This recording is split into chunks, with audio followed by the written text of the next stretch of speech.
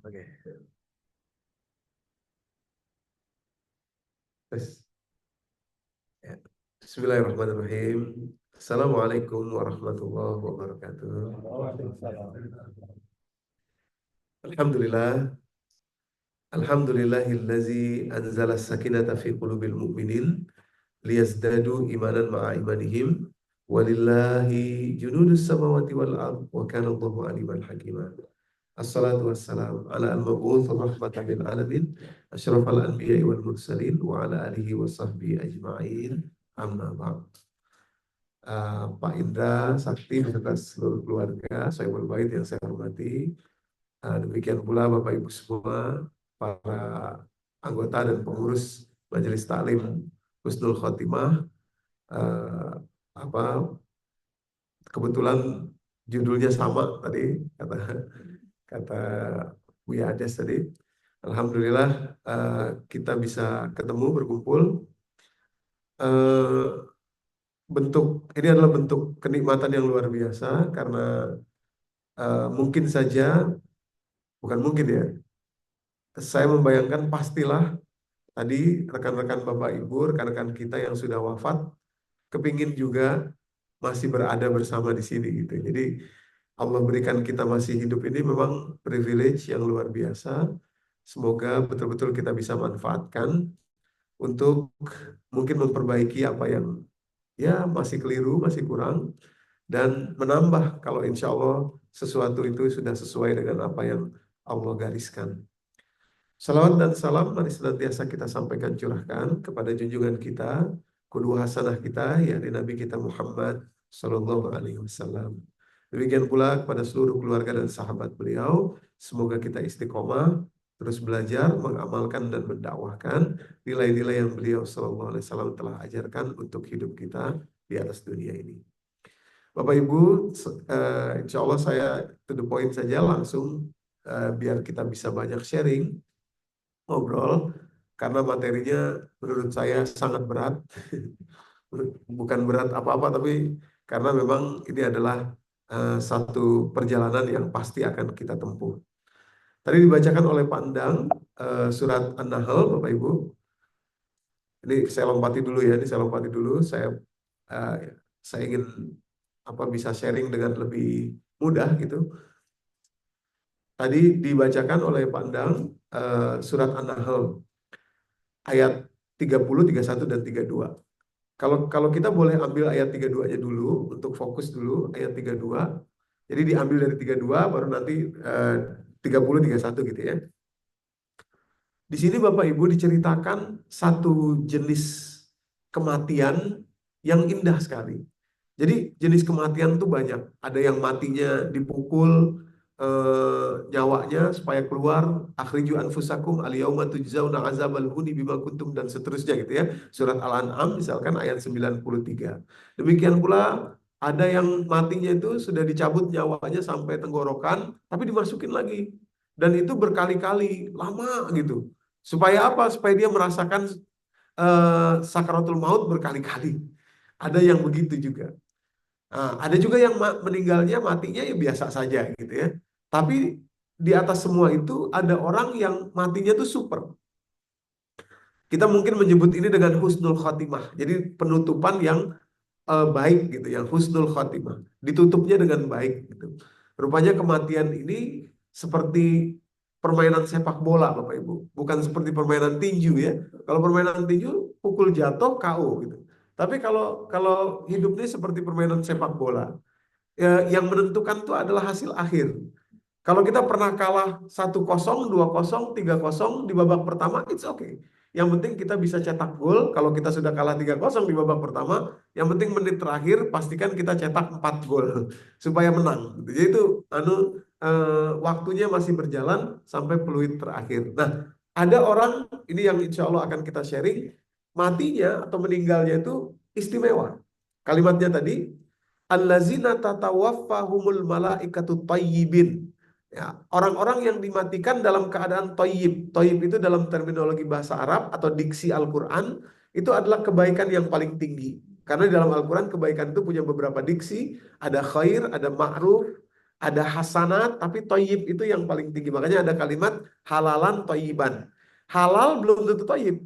Tapi kalau toyib itu sudah pasti halal gitu ya. Jadi nggak ada yang toyib itu tidak halal, tidak. Tapi halal saja belum tentu toyib. Contoh nasi halal. Tapi untuk untuk penderita diabetes berarti dia nggak toyib gitu kan kira-kira begitu. Tapi kalau sudah toyib pasti halal.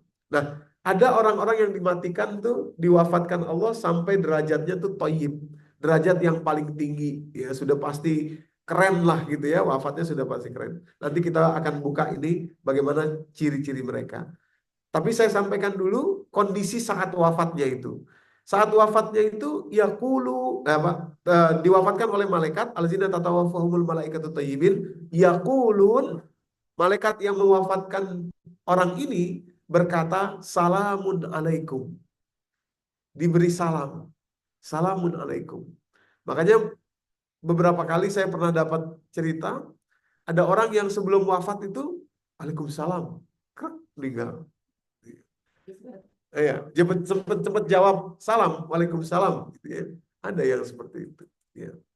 Oke, itu kisah yang kita ambil pelajaran. Tapi nanti gimana supaya kita menuju ke situ kan gitu ya, bekal menuju ke situ.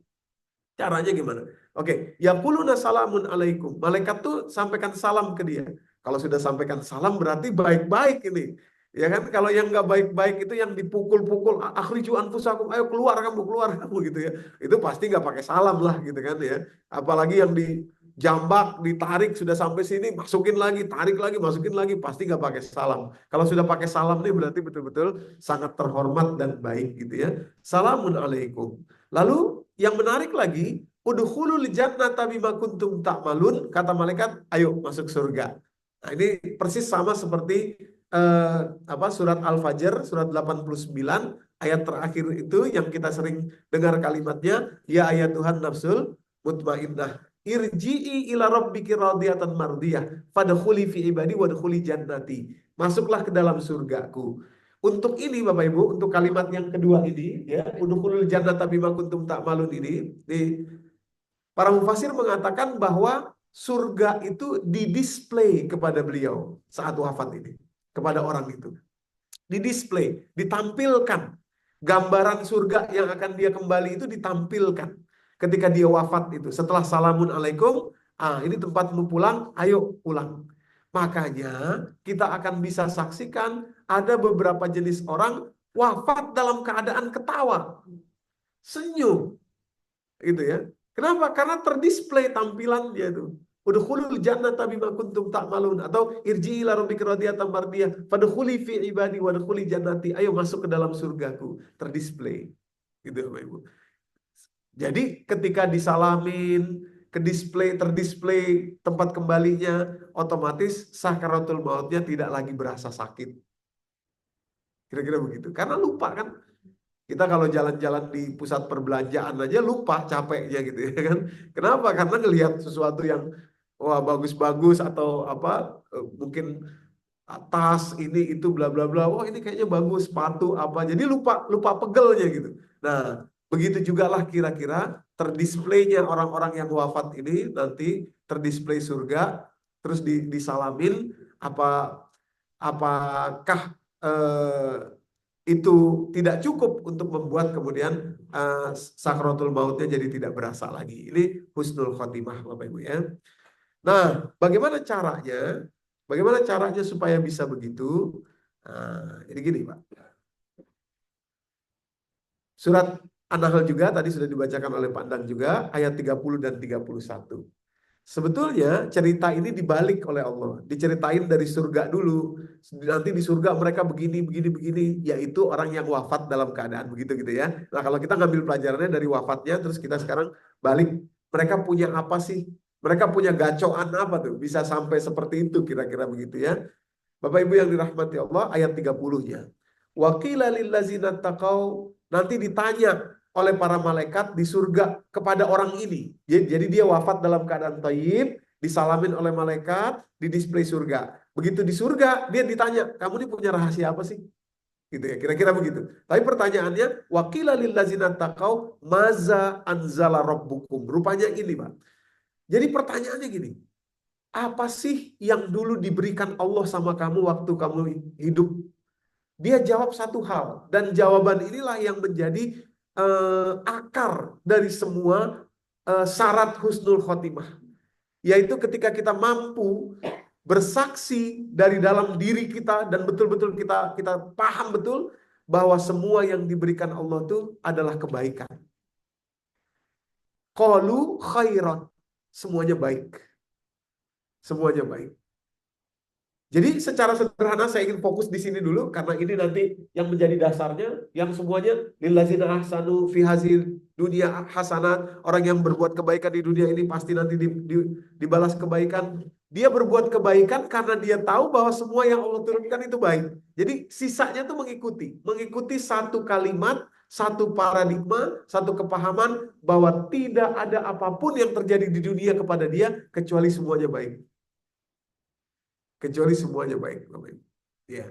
Ini kalimatnya tuh kedengarannya mudah, kedengarannya mungkin apa namanya ya, istilahnya tuh kedengarannya mungkin naif gitu ya. Tapi tidak akan mudah nanti ketika kita pahami bahwa fase perjalanan kehidupan kita itu ya, nih, sebentar kita kembali ke depan. Fase perjalanan hidup kita ini, Bapak Ibu yang dirahmati Allah, ada 7 fase ya. Ada 7 fase.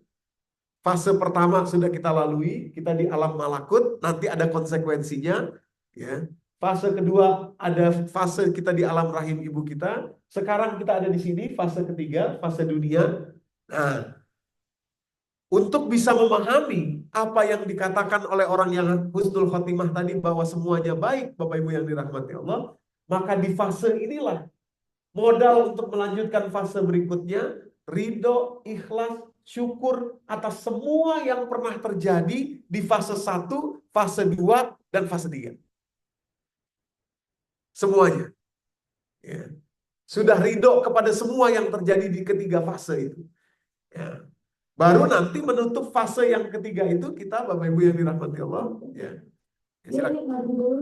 Teman-teman itu boleh ada kayaknya jangan ngobrol bersama udahan sini dulu yuk ke depan soalnya kasihan yang bapak-bapak juga jadi adik kayak bapak-bapak jadi di depan bang ini katanya bang ini di depan ini sama-sama orang Aceh dekat-dekat bisa bang ini depan aja sebelah Yoga Indra Mas Aulia di Aceh nah dia soalnya ibu-ibu yang baru datang nanti nggak bisa geser ya. Kemudian yang maju. Profesor Mitra, gimana apa ya kesini? Masih kosong. Ya masih kosong. Kalau yang baru tadi nanti punten ya, yang enggak ada. Ya. Iya, jadi perjalanan hidup kita, Bapak Ibu, ada 7 fase, ya. Dan kita baru di fase ketiga nih. Yang namanya husnul khotimah itu adalah ketika kita sudah ridho, sudah ikhlas, sudah syukur atas semua yang terjadi di fase 1, 2, dan 3. Gitu. Fase 1 apa? Fase 1 adalah ketika kita di alam malakut. Nah, kita sudah diciptakan semuanya. Quran surat ke-7 ayat 172. Ya. Kalimat Allah, wa is akhadha min bani adama min zuhurihim zuriyatahum wa ashhadahum ala anfusihim alastu birabbikum. Jadi gini Pak, tadi kan Pak Andes bilang, kita semua sudah di atas 65 nih usianya. Usia yang dimaksud beliau itu usia fisik kita. Tapi usia ruh kita sepantaran semua Pak. Sama. Nih, Nabi Adam kan diciptakan Allah langsung. Kemudian diciptakan Siti Hawa dari Nabi Adam. Kita diciptakan oleh Allah tuh secara bersamaan. Ruhnya, kitanya tuh artinya ruhnya kan. Nah, jadi bapak-bapak, ibu-ibu usia fisiknya 65, 60 dan lain sebagainya. Tapi usia kita sama semua, ruhnya. Ruh kita sama semua usianya. Itu memberikan konsekuensi nanti, ini saya lompat aja langsung ya, memberikan konsekuensi nanti, bagaimana cara kita menerima apa yang sudah Allah berikan di dunia ini, salah satunya Pak, anak kita itu itu sepantaran usianya sama kita. Dia adalah makhluk yang Allah titipkan kepada kita, bukan ownership kita. Gitu ya. Bukan ownership kita. Cuma diberikan peran lahir dari rahim ibu-ibu, kira-kira begitu. Ya, tapi dia adalah makhluk yang sama-sama kita, sepantaran sama kita. Begitu juga adik atau kakak kita. Itu adalah makhluk yang dia adalah sepantaran juga sama kita. Orang tua kita begitu juga, sepantaran juga sama kita. Artinya apa? Di situ nanti ada konsekuensi, kita bisa menerima enggak? Walaupun mereka itu anak kita, tapi pada hakikatnya adalah makhluk yang seusia sama dengan kita. Gitu. Saudara-saudara kita demikian pula, Bapak Ibu yang dirahmati Allah. Jadi saya berusaha to the point ya, jadi agak lompat supaya masuknya nanti gampang. Nah, kalau kita belum bisa menerima itu, ya, kalau kita belum bisa menerima itu, sulit husnul khotimah. Contoh, belum bisa menerima kita bahwa anak itu adalah titipan Allah saja. Masih kita ownership, masih milik kita. Masih kita khawatirkan, takut dan lain sebagainya, wafatnya nggak husnul khotimah. Loh kok gitu? Karena masih ingat dunia ini kan. Kan usia kita tadi itu, anak kita bisa, anak saya 20 tahun. Itu usia fisik dia di dunia ini. Kalau kita, waduh gimana anak saya belum sempat ini, dia belum sempat anu, dia belum menikah, dia anu, dia ini, wafat kita. Pasti gak husnul khotimah. Loh kok pasti? Karena masih mikirin dunia. Masih mikirin dunia. Belum ridho, belum ikhlas, belum syukur terhadap apa yang terjadi. Itu maksud saya. Saya ulangi ya Bapak Ibu ya, supaya mudah. Ini supaya mudah, jadi saya lompat dulu langsung ke situ. Fase hidup kita ada 7. Dan kita sekarang di fase yang ketiga. Masuk nanti ke fase yang keempat, alam barzakh. Fase yang kelima, alam ketika kita keluar dari kubur tuh. Ketika ketika terjadi kiamat besar ya. Kalau saya nggak pakai ini, kedengeran nggak Pak? Kedengeran ya? Saya kayaknya lebih baik nggak pakai ini. Zoom di sini, dekat. Iya. Jadi fase yang kelima Bapak Ibu, fase ketika kita keluar dari kubur tuh. Itu lama Pak. Beberapa hadis mengatakan 70.000 tahun itu keluarnya aja begini, bengongnya aja. Itu 70.000 tahun. Ada yang 700 tahun hadis yang lain. Pokoknya itu lama. Satu alam tersendiri. Fase kelima, bangkit dari alam kubur. Fase keenam adalah fase kita dihisap. Mulai dari padang mahsyar, terus perjalanannya sampai nanti timbangan Allah. Fase ketujuh adalah fase akhirat, kita kembali ke Allah. Selama-lamanya tuh, fase itu. Nah, jadi ada sisa 4 fase perjalanan hidup kita ini, jauh lebih lama daripada fase yang sudah kita lalui dan yang sedang kita lalui, tapi semua kuncinya ada di fase ketiga ini. Ada di bagaimana kita menutup fase ketiga ini. Dan kunci untuk menutup fase ketiga ini dengan baik adalah ketika kita sudah bisa menerima sesuai dengan ketentuan Allah, fase 1, 2, dan 3. Gitu. Fase 1, 2, dan 3. Ya. Oke. Nah, bagaimana gini ya? Ini kira-kira perlu nggak kita breakdown satu demi satu fasenya? Perlu, Bapak Ibu? Hah? Ya makanya waktunya sebentar saja ya, cepat ya. Oke, fase pertama, Quran surat Al-A'raf tadi ayat 172. Fase ketika kita sudah diciptakan. Ini fase sebetulnya penting banget untuk kita renungin Bapak Ibu. Karena nanti akan berdampak kepada attitude kita terhadap titipan Allah yang ada di dalam hidup kita. Anak, cucu, istri, suami, kemudian adik kakak terutama. Itu penting sekali. Kalau kita nggak pegang fase ini gitu ya, mungkin kita akan merasa tidak terima terhadap apa yang pernah dikatakan adik kita kepada kita. Gitu ya. Sakit hati saya, adik saya kok ngomongnya begitu. Nggak terima kita, nggak akan husnul khotimah. Gitu. Nggak akan husnul khotimah. Karena apa? Masih mikirin dunia. Sakit hati saya. Dulu orang tua saya pilih kasih. Kepada kakak saya lebih disayang, kepada saya enggak. Nggak akan husnul khotimah. Gitu. Nah, tapi kalau kita sudah sadar dari fase pertama bahwa kita ini semua sepantaran. Umur kita sama, ruh kita tuh sama umurnya, Pak. Ruh kita sama umurnya. Ya, cucu kita nanti yang akan lahir, yang belum lahir, sama juga dia usianya. Cicit kita sama juga usianya.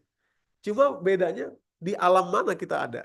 Nah dari situ kita bisa paham, oh iya ya kita sama-sama menuju Allah nih. Cuma perannya aja, dia sebagai adik, saya sebagai kakak. Apa yang pernah dia ngomong ke saya, luka batin saya, itu karena saya mikirnya masih di alam ketiga ini, dunia ini. Tapi begitu saya berpikir tentang, iya ya kita sama-sama makhluk yang menuju Allah. Hapus, selesai semuanya. Nah itu, Fatimah. Ya. Fase pertama, fase ketika kita tercium. Ini penting sekali untuk memahaminya. Fase kedua, fase kita di alam rahim ibu. Ini sama pentingnya juga, Bapak Ibu yang dirahmati Allah. Kalau kita belum bisa menerima apa yang sudah pernah terjadi dalam hidup kita dengan orang tua kita, gak bakal husnul khotimah. Tadi ya, masih ada ingat dulu ibu saya lebih nyayangin kakak saya umpamanya, lebih ini, lebih itu dan lain sebagainya, sebagainya. Nggak bisa. Husnul khotimah itu ya. Dan yang ketiga adalah fase hidup di dunia ini. Apa yang terjadi sampai saat ini, Bapak Ibu yang dirahmati Allah, terhadap hidup kita juga harus kita lepaskan. Nanti kita sampai ke sana. Misalkan dendam dan lain sebagainya untuk bisa husnul khotimah. Saya cepat saja menyinggung ini cepat.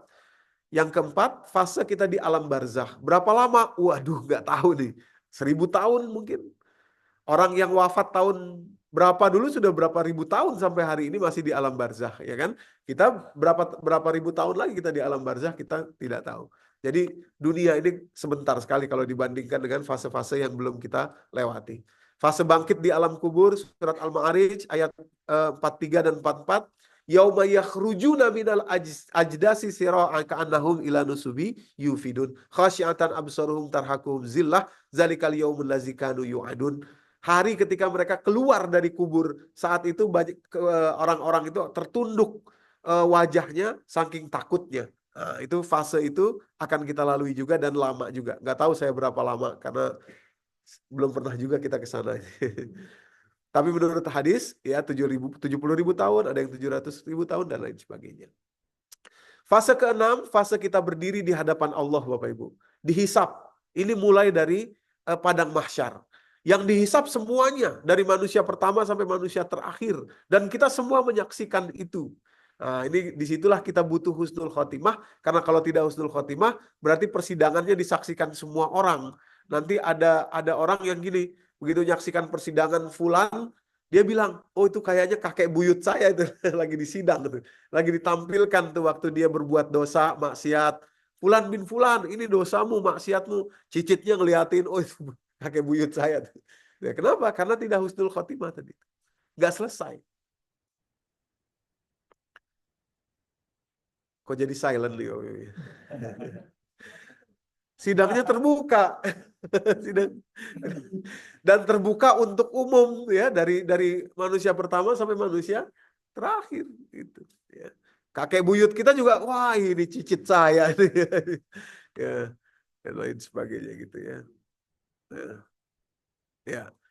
Fase ketujuh adalah fase ketika kita kembali kepada Allah. Ini yang namanya akhirat. Akhir. Dalam bahasa Arab, akhirat itu artinya fase terakhir. Fase terakhir ketika kita sudah kembali ke Allah. Kalau kita hidup bahagia, cukup masuk surga, bahagia kita selama-lamanya tanpa ada batas. Tidak terhingga. Nggak ada batasnya tuh. Ya. Memikirkannya aja mengerikan. Tidak terhingga tuh mikirinnya aja udah menakutkan gitu ya. Nggak ada habisnya, Pak. Nggak ada habisnya. Nah, kalau bahagia, bahagia selamanya. Kalau tidak bahagia, ada dua. Ada sementara, ada yang selama-lamanya. Sementaranya pun tidak sebentar tentu saja ya. 1 hari seperti 1000 tahun mimma ta'udun. Dari seperti satu hari di neraka, seperti 1000 tahun di dunia.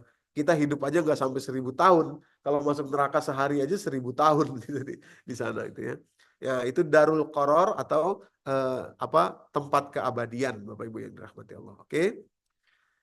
Ini nanti aja kita kembali ini saya lompati dulu, Nah, sekarang kita langsung ke husnul khotimahnya tadi ya, khairon ya. Orang-orang yang husnul khotimah dia punya satu bekal, yakni dia sadar bahwa semua yang Allah berikan itu adalah kebaikan. Tidak ada satu juga yang nggak baik gitu ya.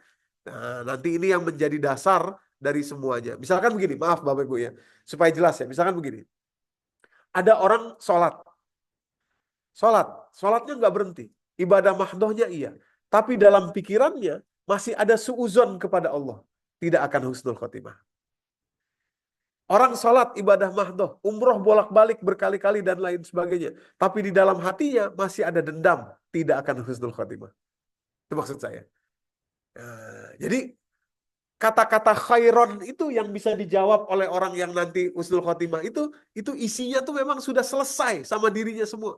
Fase 1, 2, 3 itu sudah selesai bahwa semuanya itu baik ya Allah. Gak ada satupun juga yang lepas.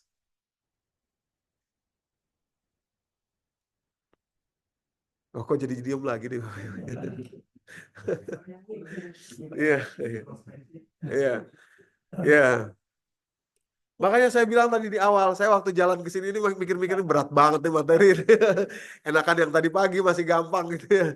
Ini susah nih materi ini. Apa? Iya, susahnya tuh karena memang kita harus berani otokritik Bapak Ibu ya. Tapi nggak apa-apa. Mudah-mudahan ini betul-betul jadi momentum kita.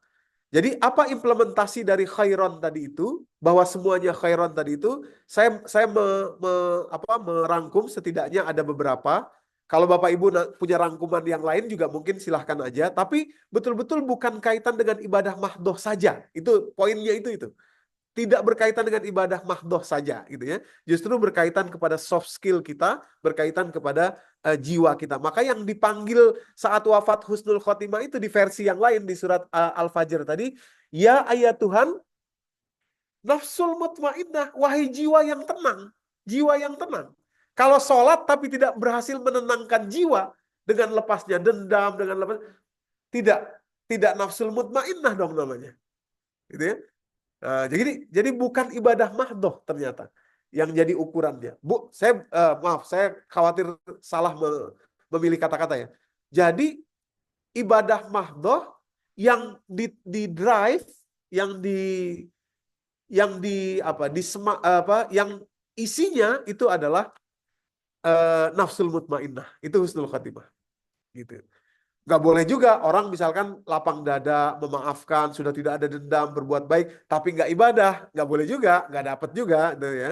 Tapi jangan sampai ibadah mahdoh itu dilakukan, tapi tidak berdampak kepada nafsul mutmainnah, jiwa yang tenang. Oke, saya pelan-pelan. Sekarang kita rinci satu persatu, Bapak Ibu.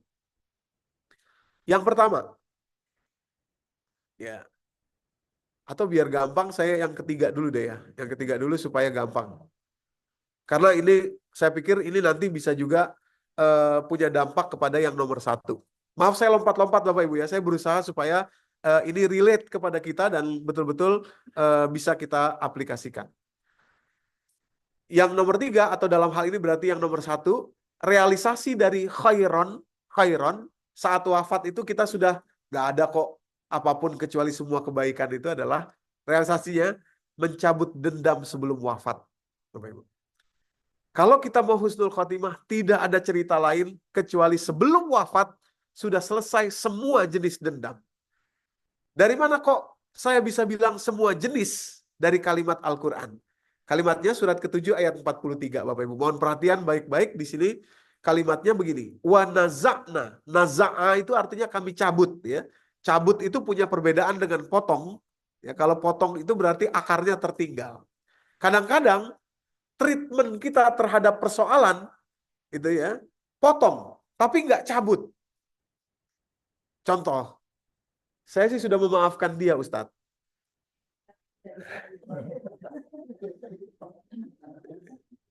tapi kalau ketemu nggak deh. Pokoknya setiap masih ada tapi berarti belum cabut, masih ada sisa. Kayak pohon misalkan, pohon kita dari jauh lihat pohonnya udah nggak ada, tapi kalau akarnya masih ada tinggal tunggu waktu, tumbuh lagi dia. Bapak Ibu. Nah, jadi kata Allah, naza'a, cabut. cabut itu memiliki konsekuensi. Boleh jadi kalau sudah lama akarnya terpendam tuh Pak, ya. Sudah lama puluhan tahun umpamanya itu sakit hati. Biasanya yang bikin dendam itu hubungannya dekat, ya. Apakah saudara, adik, kakak, ipar-ipar misalkan, anak, ponakan, besan, mertua, orang tua, itu yang bisa bikin dendam lama. Nah, kalau sudah lama dia berakar, otomatis akarnya sudah menyebar. Ketika dicabut nanti akan terjadi guncangan. Tanahnya bisa jadi agak terbongkar sedikit, gitu. Tapi selesai. Selesai. Kalau tidak dicabut, tumbuh lagi. Tumbuh lagi. Wa naza'na. Lalu ada kalimat yang luar biasa, ada kata yang luar biasa dari ayat ini, yakni mim ini Bapak Ibu. Wa naza'na ma. Saya jelaskan sedikit, kalau tidak ada kata-kata ma di sini, itu lebih mudah buat kita. Misalkan, wa naza'na fi sudurihim min ghil, misalkan. Kami cabut dari dalam hati mereka dendam. Itu artinya dendam yang mana saja cukup untuk bisa dicabut. Tapi begitu ada kata-kata ma, itu artinya nakirah atau keumuman. Semuanya. Wa naza'na ma fi sudurihim min ghil. Kami cabut semua jenis dendam, any kind of dendam dari dalam dada mereka. Mau yang level 1, level 10, mau yang tersimpan sudah lama, dari ini, dari itu, semua jenisnya harus sudah tercabut sebelum wafat, Bapak Ibu. Wa naza'na ma fi sudurihim min ghil. Baru tajri min tahtihimul anhar. Nanti mengalir sungai-sungai di bawah kaki mereka. Wa qalu alhamdulillahillazi hadana lihaza wa ma kunna linahtadiya laula an hadanallah. Kalimat itu sebetulnya mengacu kepada kemampuan seseorang untuk bisa mencabut dendam. Bukan karena dia sendiri sebetulnya, tapi karena Allah memberikan kemampuan itu. Maka orang yang berhasil cabut dendam ini di sorga ngobrol ketemu, mereka bilang alhamdulillahillazi hadana lihaza wa ma kunna linahtadiya laula an hadanallah. Segala puji bagi Allah yang memampukan kita, ya. Kalau Allah tidak beri kemampuan, kita nggak mampu loh. Apa yang dimaksud mampu atau tidak mampu? Kembali kepada awal ayat, wa naza'na ma fi sudurihim min ghil, kami cabut segala jenis dendam. Jadi mampu mencabut dendam itu bukan karena kita pintar, bukan karena kita punya pengalaman, bukan karena pergaulan kita luas, bukan karena pengetahuan kita, tapi karena Allah. Karena Allah. Bapak Ibu. Ya. Nah, jadi ya, mencabut dendam itu harus terjadi sebelum wafat. Mana dalilnya? Ayat 42-nya. Tadi 43 Pak, ya. Sekarang 42-nya. Kalimatnya begini. Wallazina amanu wa amilus solihat. Orang beriman dan beramal soleh. La nukallifu nafsan illa wus'aha. Kami tidak memberikan taklif atau beban kepada dia. Beban itu apa ya? Tugas kepada dia, kecuali dia pasti bisa melaluinya. Tugas apa yang dimaksud? Berlanjut kepada ayat 43-nya, ada wawu a'tof di sini. Ini wawu namanya wawu a'tof. Wawu a'tof itu artinya menghubungkan antara sebelumnya dan sesudahnya. Yang dimaksud tugas yang pasti bisa dilalui oleh manusia tadi itu adalah mencabut segala jenis dendam. Pasti bisa. Pasti bisa. Maka tadi kalimatnya, wallazina amanu wa amilus solihat la nukallifu nafsan illa wus'aha ulaika ashabul jannati hum fiha khalidun wa naza'na ma fi sudurihim min ghil. Itu kalimatnya bersambung, berlanjut. Tajri min tahtihimul anhar wa qalu alhamdulillahillazi hadana li hadza wa ma kunna linahtadiya laula an hadanallah, dan seterusnya. Gitu. Biasanya kalau saya umroh gitu bersama dengan jamaah, biasanya saya mau minta jamaah itu untuk bikin list juga. Siapa orang-orang yang masih tersarang di dalam hati kita ini, dan yang tahu cuma kita sendiri tuh, Bapak Ibu. Kadang-kadang suami istri nggak cerita, rupanya ada dendam ada siapa misalkan gitu ya. Pandang Bois belum tentu tahu nih isi di dalam masing-masing gitu, karena masing-masing kita adalah satu jiwa yang berbeda. Gitu. Biasanya yang tahu kita sendiri. Silahkan masing-masing ya.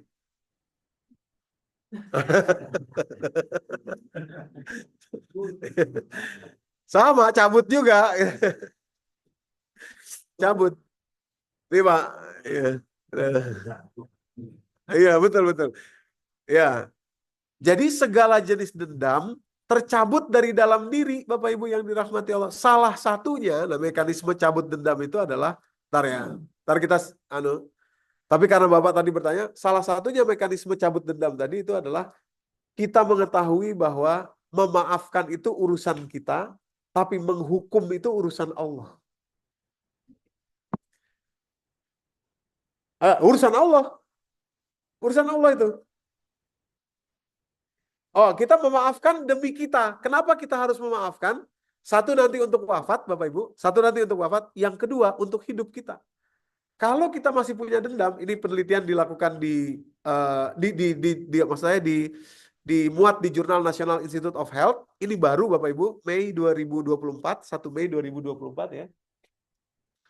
Ada penelitian begini, recurring feeling of anger may increase a person's risk of developing heart disease by limiting the blood vessel ability to open. Jadi marah yang berulang terus, yang disimpan terus gitu ya, itu akan meningkatkan resiko seseorang itu terkena serangan jantung, aterosklerosis. Ya. Nah, nanti kita sampai ke situ. Iya. Nanti kita sampai ke situ. Yang rugi itu kita, maksud saya. Yang rugi itu kita. Padahal yang menghukum Allah. Yang menghukum Allah. Itu. Tentu kezoliman dan lain sebagainya tidak bisa kita terima sebagai sesuatu yang zolim gitu kan. Tapi kan yang menghukum Allah. Nah, sebentar ya, saya ingin tampilkan begini Pak. Pertanyaan Ibu. Kalau kita keluarkan marahnya, kita luapkan gimana gitu ya. Jadi rupanya marah itu Bapak Ibu yang dirahmati Allah, itu tidak seperti makanan. Makan nih masuk sini, terus kita keluarkan, nggak gitu. Jadi ketika kita dalam mode marah, baik itu kita keluarkan atau kita simpan, itu sama-sama terjadi blood vessel ability, sama. Gitu. Mana ini penelitiannya, saya garis bawahi sedikit ya, ini penting buat kita saya rasa, karena untungnya tuh bukan cuma buat nanti wafat, tapi sudah mulai saat sekarang. Jadi menggunakan metode standar, eksperimen ini membagi menjadi tiga kelompok. Kelompok pertama diminta untuk bercerita tentang apa yang bikin dia marah, terus semuanya diukur. Blood flow-nya diukur, kemudian blood pressure-nya diukur, heart rate variability-nya diukur, termasuk juga diambil darahnya untuk mengukur kadar kortisolnya. Kelompok pertama, yang bikin dia marah. Kelompok kedua, diminta cerita yang bikin dia sedih. Marah dan sedih ternyata beda. Sedih sama diukur juga semuanya. Semua untuk tahu ya kadar kortisol, kadar blood flow, blood pressure, kemudian HRV, heart rate variability diukur semua. Kelompok ketiga sebagai pembanding adalah yang nggak diminta untuk ngapa-ngapain, cuma diajak ngobrol aja, ngobrol. Gimana kabarmu, bla bla bla. Nah, kelompok yang ketiga Bapak Ibu, terus gini, sebentar saya lupa, hampir kelupaan. Terus diukur perubahannya, itu diukur perubahan blood flow, perubahan heart rate variability, diukur semua di menit ketiga, menit ke-40, menit ke-70, dan menit ke-100 diukur. Sambil mereka suruh cerita. Ya. Nah, rupanya the researcher found that the ability of the blood vessel to dilate was significantly reduced. Kemampuan blood vessel atau pembuluh darah untuk membuka itu sangat berkurang among participant in the anger group. Nih, anger group. Dibandingkan dengan dua yang lainnya. Bahkan dibandingkan dengan yang sedih. Yang sedih itu ketutup juga. Tapi bedanya di partisipan yang marah ini Bapak Ibu, ini saya garis bawahi ya, mungkin Bapak Ibu nggak kelihatan, saya bacain aja. The vessel impairment was sustained up to 40 minutes after the initial recall event that trigger the anger. Jadi menutupnya pembuluh darah itu masih berlangsung sampai 40 menit ke depan, bahkan setelah orang itu marah. Jadi kalau kita bilang, saya sih kalau marah cepat Ustadz, 5 menit juga kelar. Itu alam sadar kita begitu, tapi tubuh kita nggak gitu Pak. Menutup pembuluh darahnya ini. Nah, itu nanti yang akan menjadi aterosklerosis, penyempitan pembuluh darah. Sebetulnya bukan karena kolesterolnya, saya yakin Bapak Ibu kalau dibilang dokter, ini pembuluh darah Bapak menyempit nih karena kolesterol. Kolesterol itu memang ada dalam darah kita. Tapi yang membuat kolesterol itu nempel satu dengan yang lain itu karena pembuluh darahnya menyempit. Celek, nggak bisa balik lagi. Karena kolesterolnya ada. Kalau pembuluh darahnya tetap dalam kondisi yang baik, kolesterolnya nggak ada masalah. Kecuali kalau banyak banget sampai yang isi darah itu isinya kolesterol semua, tentu saja. Kan kita butuh kolesterol kan untuk membuat mitokondria baru, sel-sel baru di dalam tubuh kita gitu. Jadi begitu menyempit, nah di situ nempel Bapak Ibu yang dirahmati Allah. Rupanya itu karena apa? Karena marah, dendam, dendam. Padahal posisinya kita benar loh Ustadz. Nah ini terjadinya tuh di dalam tubuh kita Bapak Ibu. Makanya Allah bilang cabut. Cabut. Selesaikan. Nah, kalimat yang pertanyaan Bapak tadi menarik betul. Yang menghukum Allah. Kenapa yang harus dendam kita? Orang yang menghukum Allah kok. Gitu. Karena kita kepingin menghukum juga. Ya itu dia tadi Bu. Karena yang rugi kita. Jadi di sini adalah untuk rugi saja. Pertama kita ingin wafat husnul khotimah, disalamin oleh malaikat, salamun alaikum, ya kan tadi kan udkhulul jannata bima kuntum ta'malun, ya kan. Yang kedua kita ingin sehat supaya pembuluh darah kita tidak menyempit, tidak terjadi aterosklerosis. Aterosklerosis itu cuma satu aja, dampaknya kemana-mana yang lain itu. Nah untuk itulah kita menukar. Maka tadi ibu-ibu, bapak-bapak yang dirahmati Allah, kata Allah yang mencabut itu kami. Maksudnya begini, Bapak Ibu rela nggak punya sampah, di rumah punya sampah nih. Sampah bekas makan, sampah bekas apa, ada juga mungkin kepala udang, baunya minta ampun dan lain sebagainya, sudah mulai merusak. Tahu-tahu ada orang, Assalamualaikum dari depan, datang, Pak, sampah Bapak semua saya bayarin, boleh nggak? Seharga berapa? Terserah Bapak.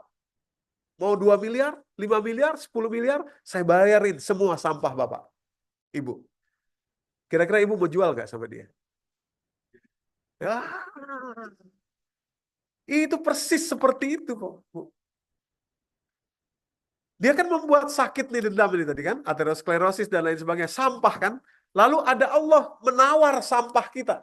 Mau nggak kamu? Sampahmu saya beli dengan surga. Ya. Mau nggak kamu? Sampahmu saya beli dengan husnul khotimah. Saat wafat kamu nggak rasakan sakit. Karena kamu saking bahagianya lihat surga. Tadi.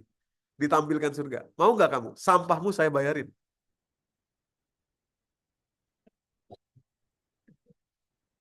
Iya kan Pak? Benar nggak? Kira-kira nggak nih? Relate nggak? Betul kan? Sampah kan itu bikin sakit kita kan? Ya.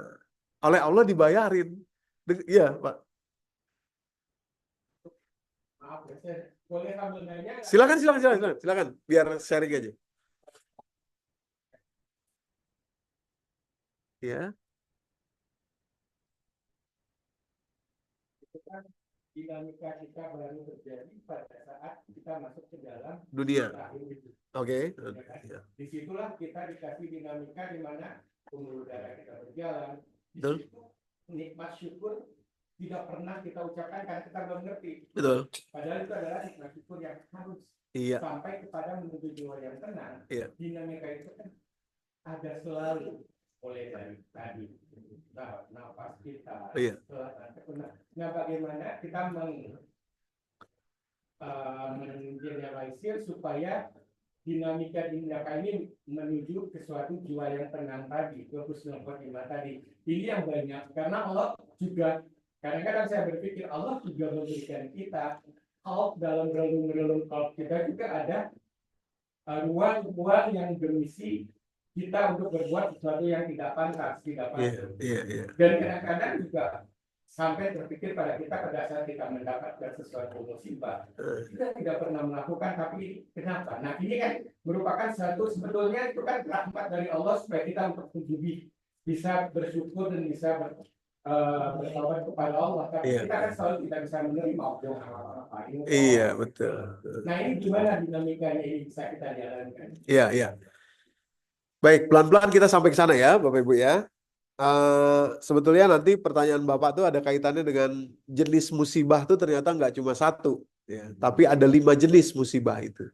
Yang selama ini kita pahami mungkin cuma satu saja, padahal musibah itu ada 5 jenisnya. Nah, nanti kita sisipkan sedikit mengenai itu.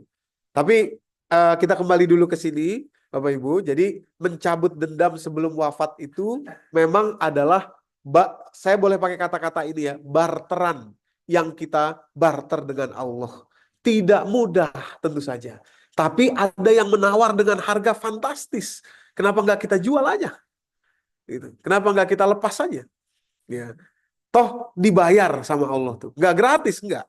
Nah, nanti yang akan menghukum kalau ada perbuatan yang zalim, Allah kepada orang tersebut. Tapi di sini kita sudah lepas dendam itu, Bapak Ibu. Ya, sudah lepas dendam itu. Oke ya. Sebentar, kita kembali ke sini dulu ya. Nanti Saya bingung nih. Tadi ada dibeli sama Allah. Ya. Dendam. Ya. Kenapa Allah membeli? Oh ya ya. Oke. Ya.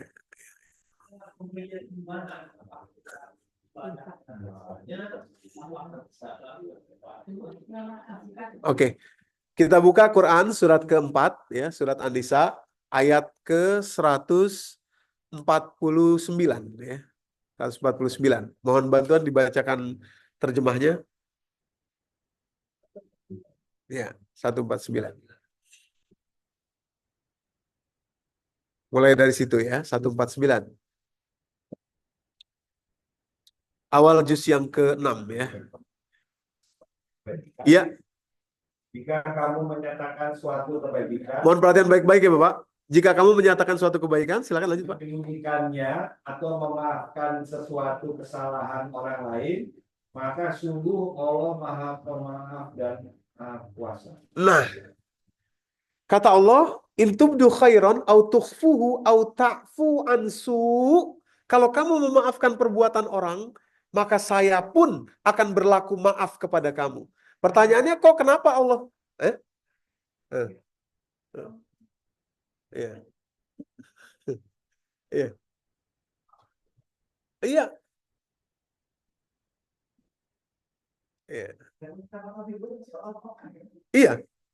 Kitanya yang dimaafkan, Pak. Bukan Firaunnya. Iya.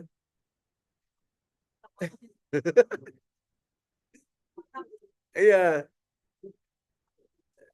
Yang dimaafkan kitanya oleh Allah. Kenapa? Gini, tadi kan pertanyaannya gini. Kenapa Allah mau membarter dengan kita? Kalau kita memaafkan orang, ini kalimatnya tadi ya. Wa in ta'fu ansu, kalau kamu memaafkan perbuatan buruk orang, maka saya pun akan bisa memaafkan kamu. Kenapa? Kenapa barteran itu harus ada? Karena kita butuh maaf Allah. Caranya maafkan hamba Allah. Maafkan hamba Allah di dunia ini. Kata Allah gini, Doni, kamu ini kan hamba saya, hamba yang butuh maaf saya kan? Nah, ada cara supaya kamu dapat maaf saya. Cara yang cepat. Caranya apa? Kamu maafin hamba yang saya ciptakan. Baru Allah, itu barteran kita dengan Allah. Bayaran. Ketika kita menyadari, karena apa yang kita lakukan, setelah kita memaafkan, mungkin karena kita menyadari, karena kita kurang bersyukur, kurang beribadah, kurang beriman. Iya. Tapi dalam perjalanan hidup kita kan masih punya maaf di hati. Kadang-kadang kan terpikir, ini orang dulu gue diginiin. Nah itu bagaimana menghilangkan hal tersebut dalam praktek sehari-hari. Iya, tadi berarti belum tercabut Pak itu Pak.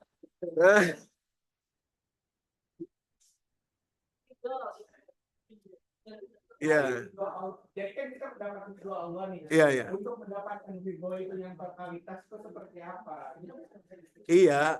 Tadi kan ya. Kita mencabut itu, Bapak Ibu ya, mencabut dendam ini.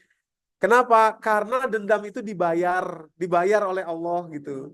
Jadi otak kita ini manusia ini memang adalah benefit. Harusnya kalau kita betul-betul bisa berpikir benefit, rugi dan untungnya, kita rela tuh memberikan semuanya kepada tuntunan Allah karena Allah membayar. Masalahnya kita yakin apa enggak bahwa Allah membayar gitu aja.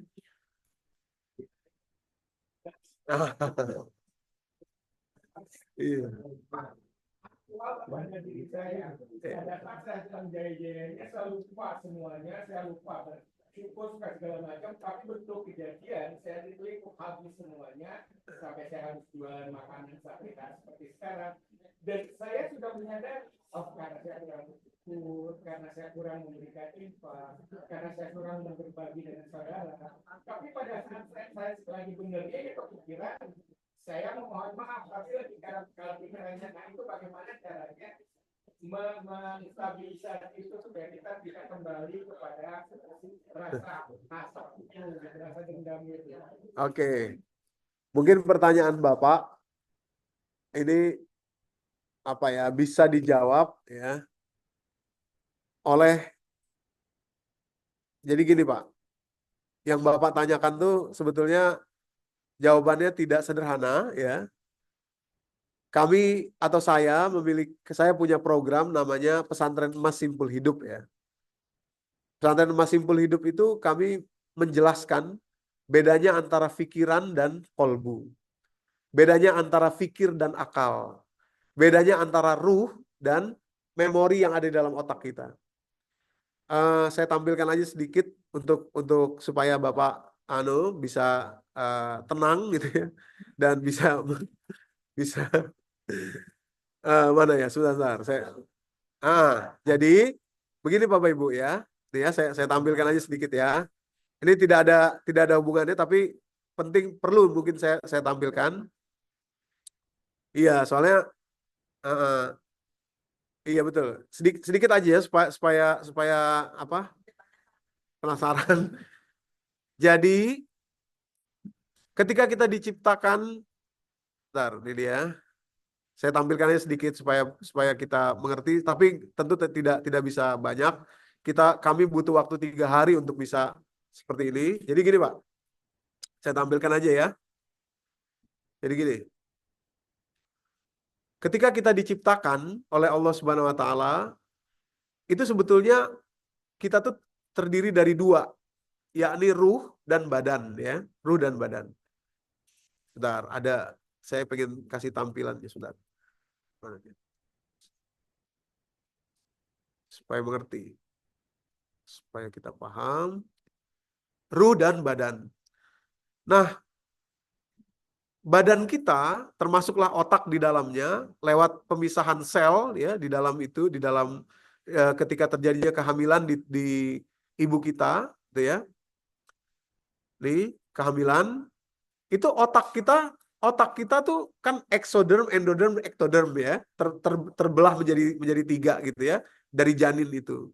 Otak kita tuh berasal dari janin itu. Otaklah tempat kita menyimpan memori, dan tadi yang semua Bapak katakan, tapi saya suka teringat lagi, tapi saya suka marah lagi, tapi saya suka itu, semua tersimpan di otak, di memori, gitu ya. Nah, sementara diri kita yang sesungguhnya itu adalah ruh. Yang akan kembali ke Allah itu kan ruh. Yang berasal dari sisi Allah itu ruh, ya, bukan badan itu. Jadi kita tuh manusia ini terdiri dari 2. Fisik termasuk otak di dalamnya yang menyimpan semua tadi, logika, cara berpikir, memori dan lain sebagainya yang membuat kita nggak terima dan lain sebagainya, itu fisik kita. Sementara kita punya satu lagi yakni ruh. Ruh itu selalu bersih karena dia berasal dari sisi Allah. Dia selalu bisa menerima, dia selalu bisa melepas karena dia tujuannya ke Allah, kembalinya ke Allah, berasalnya dari sisi Allah. Gitu ya. Nah, oleh karenanya oleh karenanya Bapak Ibu ya, kemampuan kita tadi memaafkan, terus nggak kembali lagi kepada dendam itu dan lain sebagainya, itu sebetulnya nanti itu berada di kemampuan ruh kita, atau yang Bapak tadi menyebut kolbu. Gitu ya, kolbu. Kolbu itu apa? Kolbu itu jantung, Mbak. Gitu ya, jantung. Ini saya ini sekilas aja karena saya lihat mungkin kalau tidak dijelaskan ini mungkin agak sulit. Nah, otak itu sendiri tidak steril sejak awal. Karena di dalam otak kita itu sudah tersimpan inherited trauma yang terwariskan oleh orang tua kita. Penelitiannya banyak, ini dilakukan di Emory University. Ya, tikus itu dia diberi trauma, dia kawin, anaknya punya trauma yang sama, cucunya punya trauma yang sama, cicitnya punya trauma yang sama. Tersimpan di sini. Dan itulah yang membentuk kita. Yang men-trigger kita ketika terjadi sesuatu yang sama seperti itu, muncul rasa was-was atau rasa sedih atau rasa apa, padahal kita tidak minta. Inherited trauma namanya, Bapak Ibu. Inherited trauma. Ya. Ada buku bagus judulnya It Didn't Start With You. Memang belum ada terjemah bahasa Indonesianya, tapi di situ dijelaskan berbagai kasus bagaimana sebetulnya orang kesulitan untuk menggali dirinya sendiri karena itu bentuk inherited trauma, trauma yang terwariskan. Kenapa ya? Saya kok misalkan ya ada satu, saya kesel kalau lihat orang pakai kacamata hitam. Ada orang begitu, Pak. Dia nggak sadar itu, tapi ternyata rupanya begitu. Kenapa ya? Saya kesel banget. Nggak bisa saya melupakan orang yang pernah menipu saya dan akhirnya tadi bisnis saya hancur, misalkan begitu ya. Kalau Bapak gali ke atas, kepada ancestor Bapak, kepada yang atas, gitu ya, boleh jadi pernah terjadi hal yang sama. Sehingga traumanya itu sangat melekat dan mempengaruhi sel spermatozoanya atau sel indung telurnya, ancestor Bapak. Dan itu terbawa kepada Bapak. Gitu. Jadi banyak hal. Jadi otak itu nggak steril, Bapak Ibu. Juga ada amigdala hijack, bisa di-hijack oleh bagian otak amigdala kita yang emosi tadi itu. Emosinya kan kesimpan, betapa nggak enaknya ditipu orang, bla bla, kesimpan di bagian otak amigdala. Amigdala itu posisinya paling dekat dengan jantung. Ada 6 kompartemen penyimpanan memori, ya.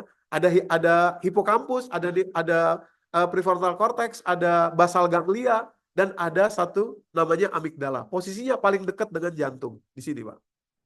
Posisinya. Oleh karenanya ketika dia tertrigger, semua bisa dia berhentikan, yang lainnya. Yang lainnya bisa dia berhentikan. Ini kalau kita sudah emosi, ini yang lain nggak bekerja. Namanya amigdala hijack. Ke-hijack semua oleh memori itu. Itu tadi yang kita tanyakan, tapi saya susah karena rasanya tuh nggak enak. Kenapa? Karena terhijack oleh amigdala. Tadi kan gini, sampah dibayarin Allah dengan harga tidak terhingga. Itu kan kalau secara hitung-hitungan kan untung banget itu ya. Tapi kenapa itu tidak bisa kita, untung itu tidak bisa kita pakai, tidak bisa dicerna oleh diri kita karena terhijack oleh emosi amigdala tadi. Nah, Ibu. Amigdala tadi terhijack.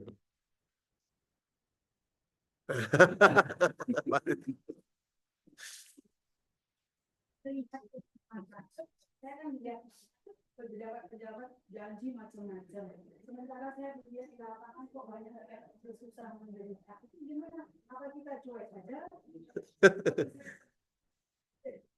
Nah,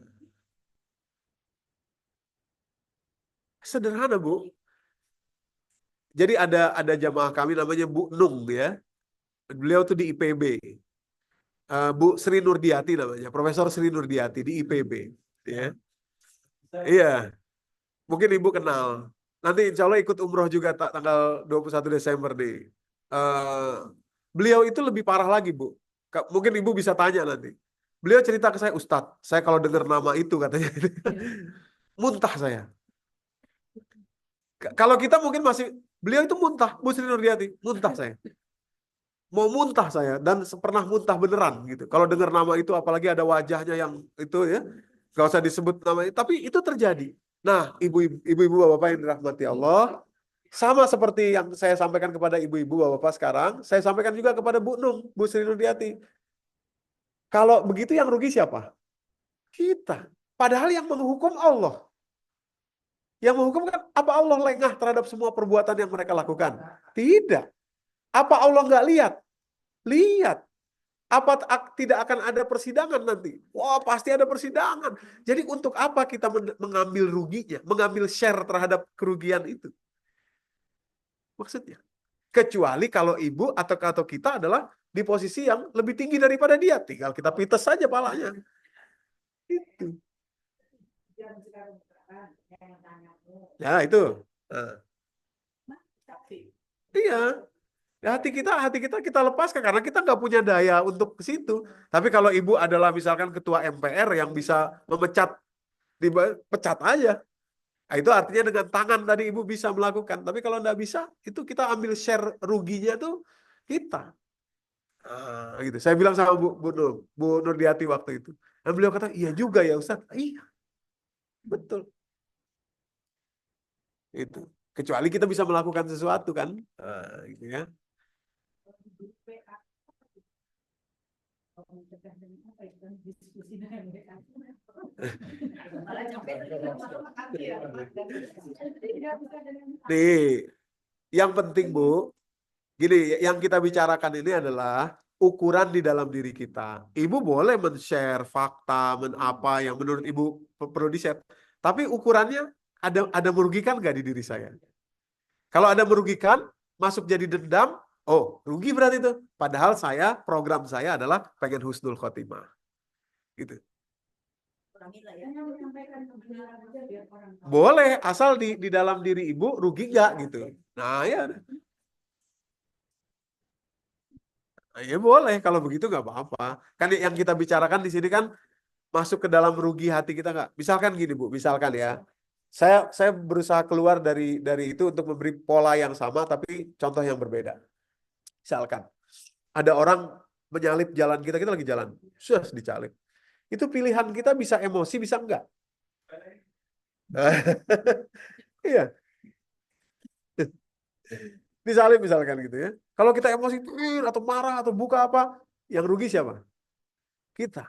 Tapi kalau kita nggak emosi, misalkan terjadi juga tabrakan itu ditabrak kita nggak emosi, kita bisa dealing juga menyelesaikan persoalan itu. Tapi yang tidak kena kerugiannya kita. Artinya kita beruntung dalam situasi itu. Nah, sikap itulah yang saya sebut tadi sebagai soft skill atau mencabut dendam. Tidak ada urusannya dengan diurus atau nggak diurus, nggak ada urusannya. Tidak ada urusannya dengan hukum, tidak dihukum. Kalau dia salah, dia dihukum lah. Dia namanya juga salah gitu. Nah, seperti Ibu tadi lihat orang pakai tas ini padahal pejabat pakai padahal masih itu dia dihukum nantinya oleh Allah sang pemiliknya gitu. Nah, kita bisa pilih apakah kita akan emosional atau tidak dalam melihat itu. Kalau emosi ruginya ke kita, kalau tidak emosional, kita tidak rugi apa-apa. Tapi dia tetap dihukum juga gitu. Itu kan kita udah subut jadi kan. Ya. Betul. Kalimat lainnya zuhud ya, kira-kira begitu. Itu Bu, kira-kira.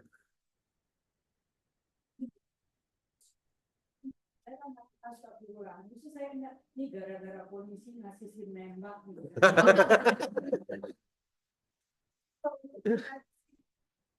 Iya. Jangan menyuap sama yang disuap sama-sama masuk neraka. Dapat prinsip gimana ya, sama menyuap juga.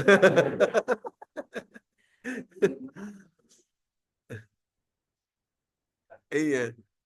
Iya, pokoknya intinya gini, ada satu kaidah usul fikih yang mungkin bisa kita jadikan oleh-oleh. Kalimatnya begini, Bapak Ibu, kaidah usul fikihnya ya. An-nasu yahkumu bizawahir wallahu ya'lamu bisarair. Manusia ini hanya bisa menghukum lewat sesuatu yang zohir. Sesuatu yang zohir. Dan sisa dari yang zohir, artinya yang sir, yang tidak kelihatan, yang tidak ketahuan, yang tidak bisa dihukum sekarang, itu milik Allah. Gitu. Sudah, lepasin aja dah. Urusan Allah, kira-kira begitu. Iya. Nah, tapi kalau Ibu ingin melakukan sesuatu di situ, silakan, nggak ada masalah. Asal jangan sampai mempengaruhi kita, ruginya luar biasa pada diri kita. Ya, kira-kira begitu Bapak Ibu. Oke. Lanjut ya, kita kembali lagi tadi. Mana tadi? Oh, sebentar, sedikit lagi mumpung udah kesini nih Bapak Ibu ya. Jadi Bapak Ibu, ketika kita membiarkan diri kita dalam keadaan emosi tadi, dendam tadi ya, itu yang tidak kita sadari adalah sakit selain aterosklerosis, penyempitan pembuluh darah tadi, di bagian otak dorsal anterior cingulate cortex kita juga akan merasa sakit yang luar biasa. Nggak bisa terima. Kenapa? Karena kita masih pegang itu. Gitu ya. Masih pegang itu. Nah, jadi sulit kita bisa keluar dari situasi itu kalau kita tidak bisa meredakan dulu karena terhijack oleh amigdala dan rasa sakitnya itu di bagian otak dorsal anterior cingulate cortex. Ini rasa sakit sosial Bapak Ibu ya, rasa sakit sosial tadi di-trigger oleh marah, sedih dan lain sebagainya itu tempatnya sama di rasa sakit fisik, bahkan noktahnya dua nih. Tuh. Di fisik bawahnya fisik ya, nih fisik. Gitu. Nah, jadi sakitnya luar biasa dan merusak sistem otak kita. Makanya nggak ada cara lain kecuali kita melepaskan biasanya. Kira-kira begitu. Oke ya, saya kembali lagi ya. Kita sampai jam berapa, Bapak Ibu? Bu, sampai jam berapa? Oh, setengah 12 ya. Oke, sekarang kita kembali ke awal tadi ya. Ditanya jawab sedikit. Ya, mana tadi?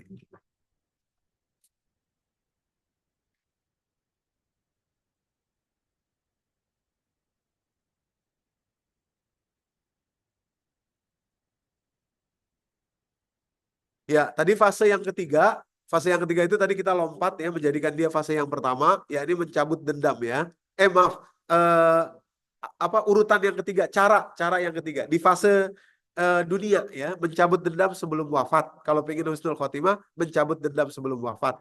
Saya tahu ini bakal panjang ceritanya ini mencabut dendam sebelum wafat ini ya, tapi begitulah requirement-nya Allah gitu ya. Begitulah requirement-nya Allah. Dan memang untungnya itu untuk kita secara fisik sebelum kita wafat, yakni tadi berbagai hal bisa jadi mudah bagi diri kita.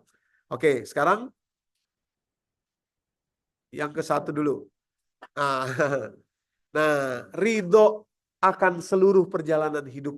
Nah, itu syarat tadi implementasi dari khairon tadi itu ya. Apa yang dimaksud ini Bapak Ibu? Surat Al-Ahqaf, surat 46 ayat ke-15 ya.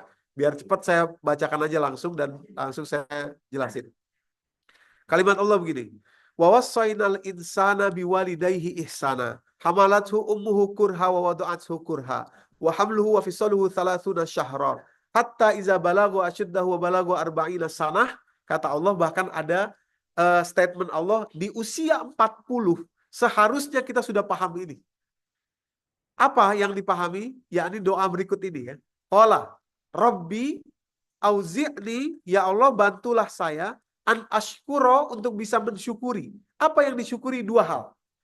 Pertama, an ashkuro nikmatakallati an'amta alayya, nikmat yang kau berikan kepada saya. Ini lebih mudah daripada yang kedua. Yang kedua ini sulit. Wa ala walidayya, dan mampukan saya mensyukuri nikmat yang kau berikan kepada kedua orang tua saya. Para mufasir menjelaskan, apa yang dimaksud nikmat yang diberi kepada kedua orang tua kita, kok kita yang harus mensyukurinya? Yang dimaksud adalah Bapak Ibu, nikmat terbesar yang diberi kepada orang tua kita, yakni anak-anak beliau atau notabene saudara-saudara kandung kita. Saudara kandung kita.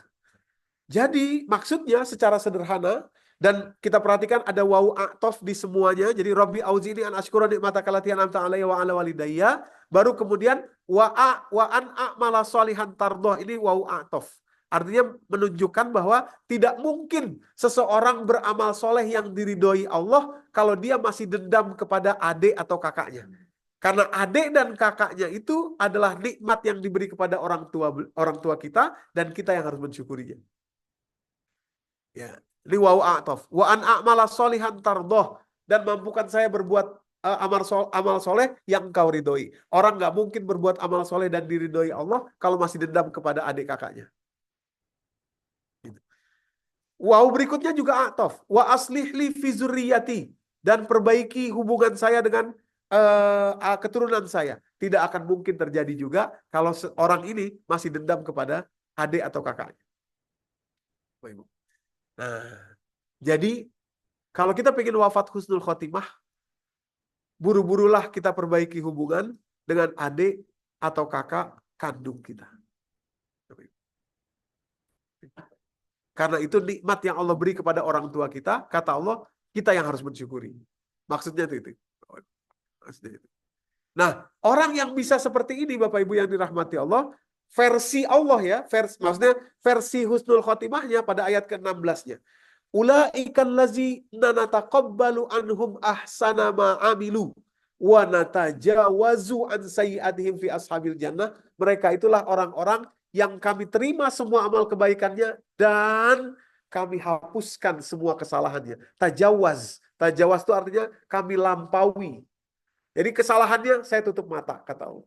Terhadap kesalahan dia. Amalnya semua saya terima, kesalahannya saya tutup mata. Syaratnya apa? Ridho terhadap perjalanan hidup ketika kita lahir dari rahim ibu kita, serta perjalanan hidup ketika Allah pilihkan jiwa-jiwa manusia yang lahir dari rahim yang sama dengan kita. Baik, itu. Jadi kalau kita masih punya saudara nih, masih hidup nih, itu pintu surga kita. Iya. Iya. Ya, tetap kita bisa juga mungkin ya, mendatangi gitu ya untuk bisa kitanya iya, itu. Karena kita tidak pilih kan itu diberi Allah kepada kita hadiah. Jadi orang tua sudah jelas, tentu saja kalau orang tua sudah pasti, tapi biasanya Bapak Ibu yang membuat orang sulit itu tadi adik atau kakak. Jadi kalau kita ribut dengan muamalah itu gimana? Muamalah maksudnya Terjadinya dengan orang lain sesama makhluk bukan dari keluarga seperti itu. Nah itu bagaimana menghilangkan? muamalah maksudnya tadi bisnis gitu Pak ya, utang piutang. Oh iya iya. Iya tentu saja tadi kalau kita bisa memberikan melepaskan, ya Allah bayar juga Pak. Itu cukup selalu begitu aja. Jadi tidak ada satupun yang tidak dibayar Allah gitu. Allah. Coba kalau boleh kita buka nih soal utang piutang ya. Ya, surat Al-Baqarah ayat 280 bukan, 280 ya. 280. Ya, silakan. Surat Al-Baqarah ayat 280. Atau 279, dari 279 terus 280. Ya, yang panjang 282 tentang akunting.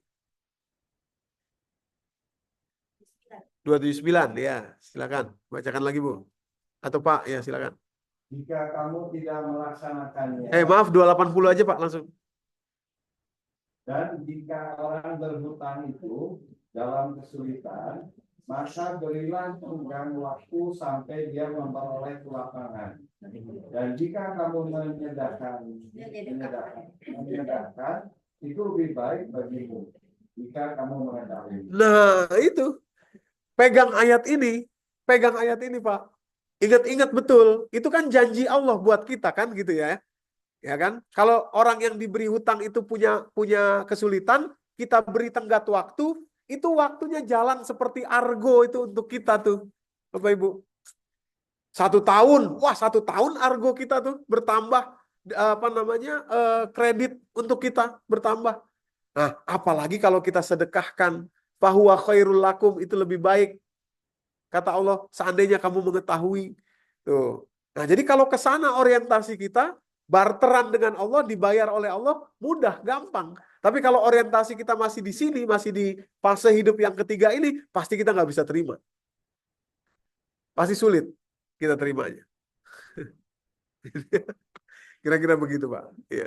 Jadi nggak ada yang luput kok dari Allah. Nggak ada yang luput sama sekali. Coba sekarang untuk lebih kuat lagi kita buka surat yang sama, mumpung sudah Al-Baqarah, ayat 143. Di penghujung kalimat itu ada kalimat begini. Innallaha la yudhi'u ajral mu'minin. Itu aja baca di 143. Dan demikian pula. Ya, tapi di bawahnya aja Bu. Dan Allah tidak akan menyia-nyiakan imanmu. Allah Maha Pengasih, Maha Penyayang kepada manusia. Nah, wa makana Allahu liyudhi'a imanakum, selama kita beriman, apapun yang terjadi kepada kita tidak Allah sia-siakan, pasti Allah bayar. Kita beriman nih. Kita beriman. Lalu ada orang nipu kita. Itu sepeser pun juga itu Allah tidak akan lengah. Allah akan bayar selama kita dalam kondisi beriman.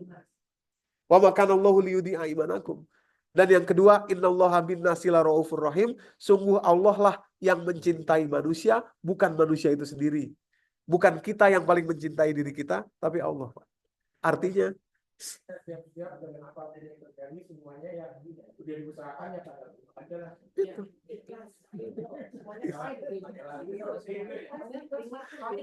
Iya, itu tadi.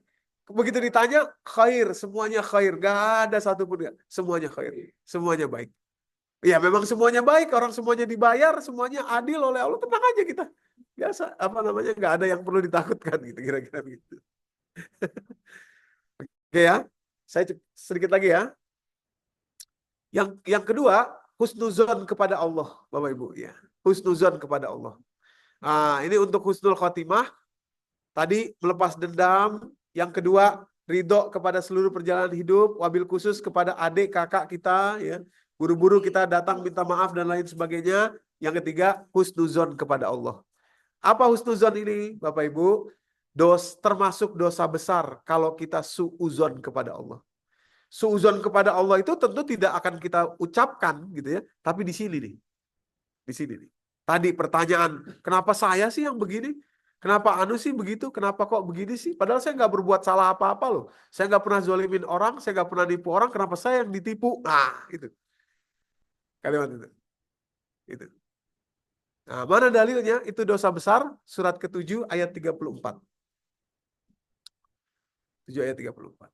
Kalimat Allah, Qul innama harrama rabbiyal fawahisha ma zahara minha wa ma batan wal ithma wal baghya bighairil haqq wa an tusyriku billahi ma lam yunzil bihi sultana wa an taqulu 'ala Allahi ma la ta'lamun. Ada 5 hal yang diharamkan Allah sebagai akar dari dosa besar. Poin yang kelima dari sini adalah Anda mengatakan sesuatu tentang Allah yang tidak benar. Yang tidak benar itu apa? Kalau kita suuzon kepada Allah. Karena Allah itu kepinginnya kita tuh hidup dengan baik, wafat masuk surga. Maha pengasih dan maha penyayang. Jadi kalau kita merasa Allah tidak mengasihi dan tidak menyayangi, salah, itu suuzon. Tapi Ustadz, hidup saya begini. Ah, itu. Kita belum bisa terimanya tuh di situ. Kadang-kadang. Ya. Nah, sedikit lagi. Kalimatnya bisa kita pegang juga Bapak Ibu. Ini pointer-pointer supaya kita pegang. Segala sesuatu itu memang diciptakan Allah dengan takdir. Dengan ukuran. Ada ukurannya. Inna kulla syai'in khalaqnahu biqadar. Semua kami ciptakan dengan qadar, dengan takdir. Ada takdirnya. Kalau kita nggak bisa terima, yang rugi kita. Sulit nanti. Wafatnya sulit. Mungkin sakit jadinya gitu ya tadi ya. Segala macam itu ya. Aterosklerosis lah ini itu bla bla bla dan lain sebagainya. Ya. Nah, kalau boleh diteliti lagi, kenapa ada orang yang ditakdirkan kaya misalkan? Kenapa ada orang yang ditakdirkan terbatas misalkan? Nih ya, orang yang ditakdirkan terbatas nih. Tidak banyak ya, hartanya atau keleluasaannya tidak banyak. Surat Asy-Syura ayat ke-27 Bapak Ibu ya. Nih, kalimat Allah begini. Walau basatallahu rizqa li ibadihi, seandainya Allah melapangkan, melepaskan rezeki kepada hambanya, la baghaw fil ardi, sungguh dia akan melampaui batas di atas muka bumi ini, walakin yunazzilu biqadar. Tapi Allah turunkan dengan ukuran yang Allah tahu ini pasnya buat kamu di segini. Kalau kamu dikasih lebih, pasti kamu melampaui batas nanti. Jadi mungkin Bapak, maaf tadi karena Bapak cerita, boleh jadi kalau Bapak dibiarkan Allah terus kaya raya, mungkin Bapak tidak akan bisa kembali ke Allah dalam keadaan husnul khotimah. Gitu. Tadi Bapak sendiri bilang, waktu saya jaya, saya lupa sama Allah. Kata Allah, kasihan hamba saya ini. Padahal bapaknya mungkin dulu kakeknya adalah orang soleh, saya mau selamatkan dia. Caranya bagaimana? Saya ambil aja apa yang membuat dia lupa sama saya. Itu Pak. Itu. Jadi apa yang Allah beri itu memang sudah sesuai dengan takaran kita. Sesuai dengan takaran kita. Iya. Husnuzon kita kepada Allah. Ya. Jadi enak, tenang, ya, dan kita bisa menjalani hidup dengan rileks, ya. Nah, apa yang terjadi kepada manusia ini, ya, apapun yang terjadi kepada manusia, supaya manusia bisa berserah diri kepada Allah. Kalau belum berserah diri, terjadi lagi. Istilahnya remedial. Selama dia belum berserah diri. Begitu dia berserah diri, lulus, naik kelas. Berserah diri. Berserah diri, bagian dari berserah diri tawakal. Berserah diri kepada Allah. Hamba Allah. Ya, Islam, salimah, berserah diri ke semuanya kepada Allah. Mana dalilnya? Surat ke-57 Al-Hadid ayat 22 dan ayat 23. Kalimat atau boleh dibacakan di terjemahnya Bapak Ibu ya, biar didengar terjemahnya Pak. Ayat 22 23. Jadi sebenarnya tujuan Allah memberikan, iya. Ya mungkin kan nggak kebaca di belakang. 22 dan 23.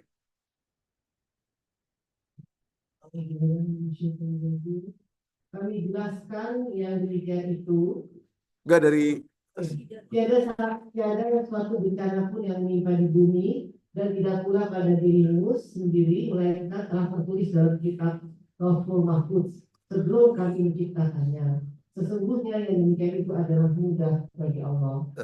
Kami jelaskan yang demikian itu supaya kamu jangan berduka cita terhadap apa yang luput dari kamu, dan supaya kamu jangan terlalu gembira terhadap apa yang diberikannya kepadamu. Dan Allah tidak menyukai setiap orang yang sombong lagi membanggakan diri. Itu dia. Ma'asaba min musibatin fil ardi wala fi anfusikum illa itu takhassus atau istisna. Jadi semua yang Allah ciptakan ini dengan takdirnya, dengan ketentuannya, apa yang sudah kita jalani ini tujuannya adalah likaila ta'sau ala ma fatakum wala tafrahu bima atakum, supaya kamu tidak perlu larut sedih terhadap apa yang luput dari kamu dan tidak perlu berbangga-bangga atau bersukaria, bersukacita berlebihan atas apa yang Allah berikan kepadamu. Biasa-biasa aja, toh semuanya milik Allah. Berserah diri kepada Allah. Berserah diri kepada Allah. Husnuzon. Iya, Pak.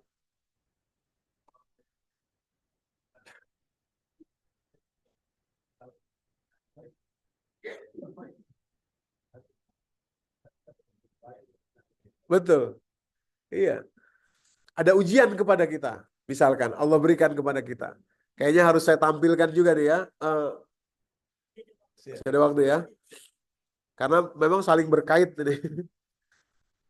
Hah? Oh, bisa. Nih, tadi pagi kita bahas di Masjid Al-Ukhuwah nih, tapi boleh juga kita sampilkan di sini. Hadiah di balik musibah, Bapak Ibu ya. Nah, jadi kadang-kadang banyak terminologi Al-Quran itu yang dipahami secara keliru. Termasuk kata-kata musibah dan bala gitu ya. Oh iya. Bala itu kesannya kan sesuatu yang tidak disukai, tidak enak. Bahkan ada tolak bala gitu ya. Padahal bala itu adalah ujian dia. Ujian itu netral untuk kita bisa naik kelas ya. Kenapa musibah itu adalah hadiah Bapak Ibu? Karena ketika musibah terjadi kepada kita, ini saya lompati aja. Oh, gini, musibah itu ada 5 jenis. Ada 5 jenis musibah itu. Ya. Dari penyebutannya di dalam Al-Quran, 10 kali penyebutan, itu di kategorisasinya ada 5 musibah itu. Ada 5. Kematian itu salah satunya saja. Selama ini mungkin kita tahunya kematian itulah musibah, padahal itu salah satunya saja. Nah, musibah nomor 5 itu ujian. Beda dengan musibah nomor 2.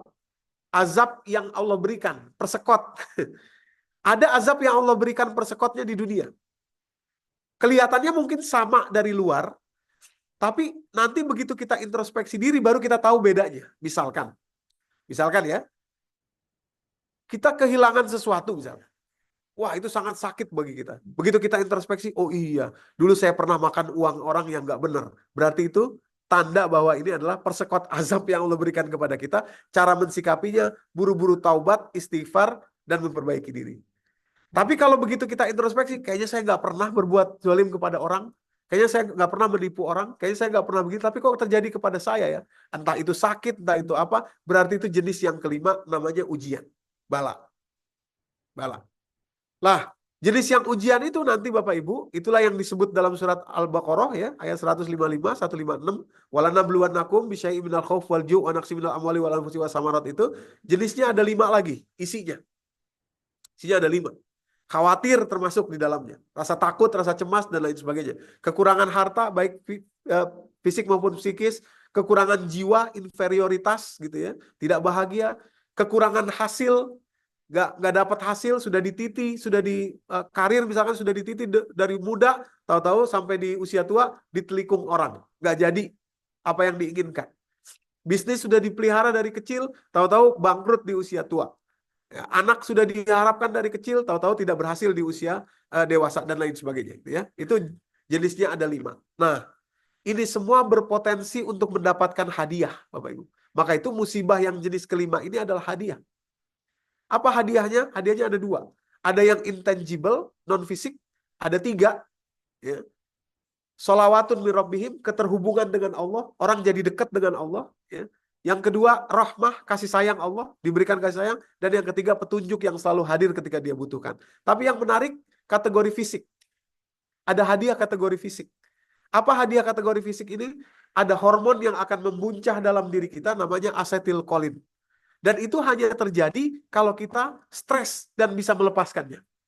Stres itu, stress response system maksud saya.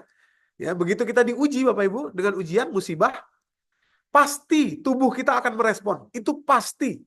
Sehebat apapun seseorang, setinggi apapun bahkan Rasulullah sekalipun, pasti terdampak tubuhnya. Kenapa? Karena di dalam tubuh kita ada autonomic nervous system. Otomatis dia, nggak bisa kita hindari. Pasti. Nah, cuma pilihannya kemudian berlaku ketika itu terjadi. Apakah kita mau tetap berada di milik saya, bisnis saya hancur, nama baik saya hilang, atau apa saya, pokoknya tetap ada sayanya, pasti selalu sympathetic nervous system, artinya tetap stres. Hormon kortisol akhirnya berlebihan. Kortisol nanti dampaknya kemana-mana, menjadi glukokortikoid. Ya, glukokortikoid itu semua protein yang masuk jadi glukosa, padahal kita nggak minta. Akhirnya glukosa tadi membuat pankreas kita tidak lagi sanggup mengubah dia menjadi tenaga, dan lain sebagainya. Nah, tapi kalau kita bisa melepaskannya menjadi milik Allah, disitulah hormon asetilkolin melimpah di dalam diri kita. Kenapa bisa begitu, Bapak Ibu? Karena tadi awalnya kita stres, ya, awalnya detak jantung kita tidak beraturan, heart rate variability kita, kalau kita marah kan nggak beraturan tuh. Nah, kalau kita bisa lepas, oh iya ya, ini milik Allah. Kita sakit nih, sakit sekalipun kita. Kan kita sedih, khawatir, cemas, putus asa, detak jantung kita tidak baik. Begitu kita bisa melepaskan, oh iya ya, jangankan tubuh saya, jangankan rasa sakit saya sendiri juga milik Allah, lepas. Heart rate variability kita jadi baik, disitulah hormon asetilkolin mengalir kepada tubuh kita. Awalnya dia hanya untuk jantung saja, tapi rupanya juga berfungsi masuk ke dalam hipokampus otak kita, bagian belakang ini. Hipokampus, Bapak Ibu, ya. Dan itu memainkan peranan penting untuk mengubah memori jangka pendek menjadi memori jangka panjang. Alias orang itu tidak akan pikun dengan asetilkolin. Sementara kalau kekurangan asetilkolin, Bapak Ibu, ya nih, gejala-gejalanya luar biasa. Bisa menjadi Alzheimer, demensia, halusinasi, atau skizofrenia, insomnia, Bapak Ibu. Kemudian hypertension yang terus-menerus, ya, gejalanya itu. Dan lain sebagainya. Memory loss, memory problem, ya, dan lain sebagainya. Itu. Kalau kekurangan asetilkolin, konstipasi, sembelit, itu ya, depressed mood, dan lain sebagainya. Kronik inflamasi ini akan berdampak kepada gagal jantung. Ya, hampir 90% kasus gagal jantung itu karena inflamasi yang kronis. Kita butuh asetilkolin. Untuk asetilkolin, Bapak Ibu, nih ada Pak Endang, ada Bu Is yang dari farmasi. Asetilkolin itu adalah satu dari sedikit hormon yang tidak bisa kita temukan substansnya di luar tubuh manusia. Karena proses asetilnya tadi itu. Kolin membutuhkan asetilkolin. Kalau hormon yang lain, dopamin, melatonin, serotonin, dan lain sebagainya, oksitosin, itu bisa kita temukan substansnya dari luar. Bisa kita asup. Tapi kalau asetilkolin nggak bisa. Harus terjadi lewat stres, lalu kita lepas. Harus stres dulu. Harus diuji dulu, baru dilepas. Nah, maka itu, musibah itu sebetulnya berpotensi jadi hadiah. Kalau kita bisa meresponnya dengan benar. Hadiah intangible dan juga hadiah tangible yang ada di dalam tubuh kita. Nah, untuk jangka panjang tadi, melepas dendam, hadiahnya juga seperti itu. Tangible dan intangible, Bapak Ibu. Ya. Oke. Sedikit lagi cepat ya, 3 menit terakhir. Ya. Iya, betul. Mengubah takdir itu artinya yang pegang takdir kan Allah, gitu ya. Lalu kita berperilaku sesuatu yang membuat Allah mengubah itu, bisa. Itu mengubah takdir. Ya kan yang menulis Allah. Ya, Allah sebagai penulisnya mengubah bisa saja. Karena yang nulis yang ubah gitu kan ya. Kalau kita Apa Bu? Termasuk usia. Termasuk bisa umur panjang Ibu misalkan sudah tertulis wafat usia sekian gitu ya. Bisa dirubah sehingga lebih panjang. Gimana Pak? Itu tadi. Buang yang jelek-jelek, ambil yang baik-baik.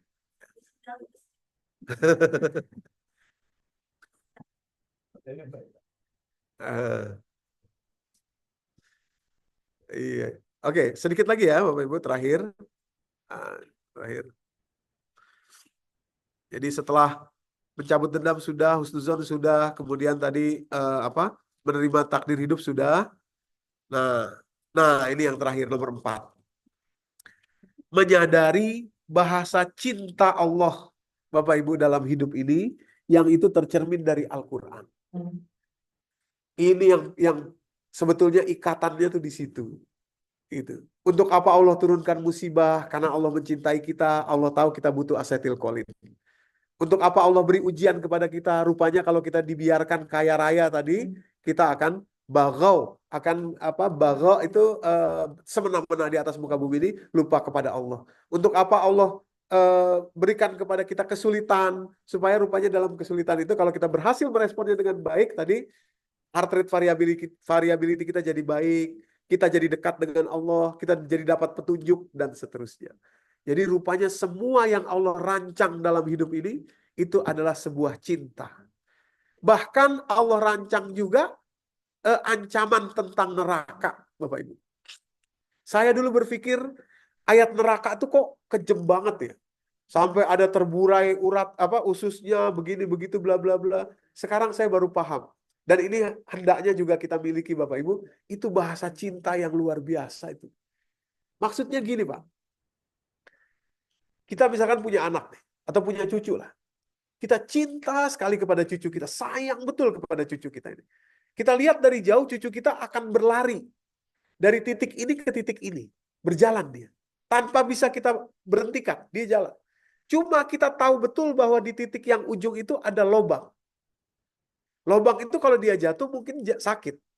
Terus sebagai rasa cinta kita, dari jauh kita bilang, nak, jangan masuk lubang situ ya. Kalau kamu masuk lubang situ nanti patah tulangmu, terburai ususmu, pecah otakmu nanti. Demi supaya dia betul-betul aware, hati-hati terhadap lubang itu sehingga dia tidak masuk. Bukankah itu bahasa cinta? Padahal, buktinya lagi, padahal orang yang buat dosa sebanyak apapun itu, ketika dia taubat, minta ampun kepada Allah, Allah maafkan. Semudah itu, Bapak Ibu. Semudah itu. Jadi Allah ingin memastikan supaya kita aware, sadar.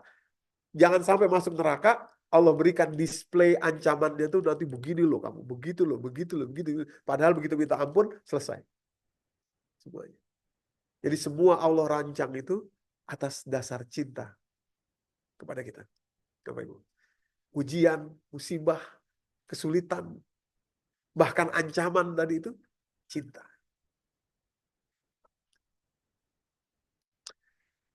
Oke, saya pikir ini saja 4 hal yang bisa membawa kita husnul khotimah, Bapak Ibu yang dirahmati Allah. Ketika ditanya nanti, khairon, semuanya baik ya Allah, semuanya cinta. Ya. Sekarang kita bertanya jawab berarti ya. Singkat 35 menit.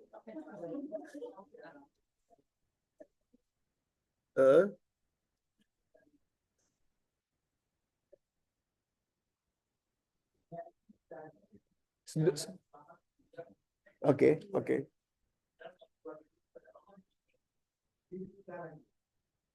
Ya. Egoisme.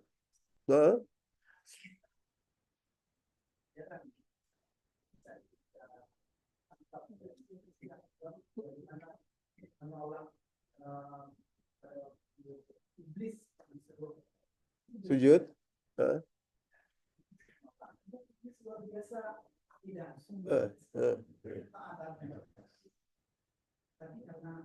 Takabur. Ya.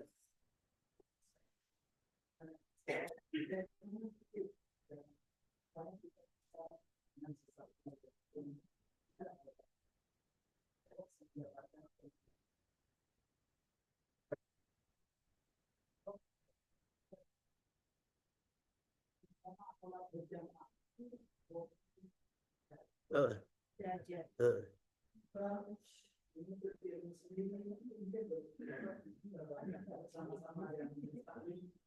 Iya, iya.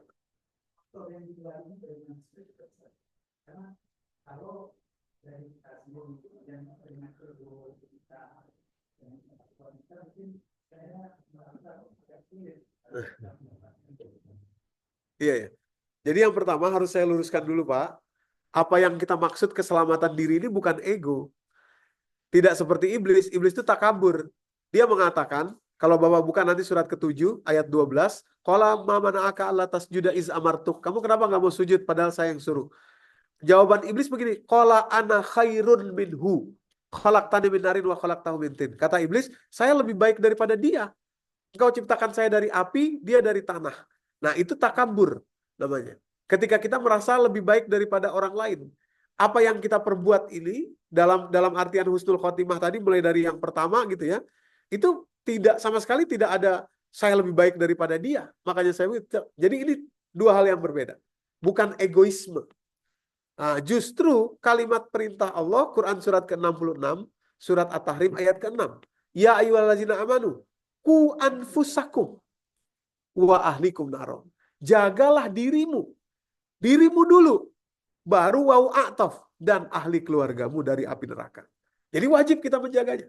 Jadi sama sekali berbeda dari egoisme atau takaburnya iblis tadi. Ya. Bahkan justru ada orang-orang yang beribadah mahdoh tapi merasa lebih baik daripada orang lain. Jangan-jangan termasuk kepada kategori tadi iblis tadi. Gitu ya. Nah, adapun berjamaah seperti yang Bapak sampaikan bersama-sama tentu saja lebih bagus. Karena berpegang kepada tali Allah itu memang berjamaah bersama-sama. Quran surat ketiga ayat 102 ayat 103 maksud saya. Wa'tasimu bihablillahi jami'an wala tafarraqu. Berpegang teguhlah kepada tali Allah itu secara berjamaah, secara bersama-sama. Berjamaah dari mana? Awalnya dimulai dari diri kita kepada keluarga kita, urutannya, baru kemudian juga bersama-sama dengan yang lainnya. Berjamaah.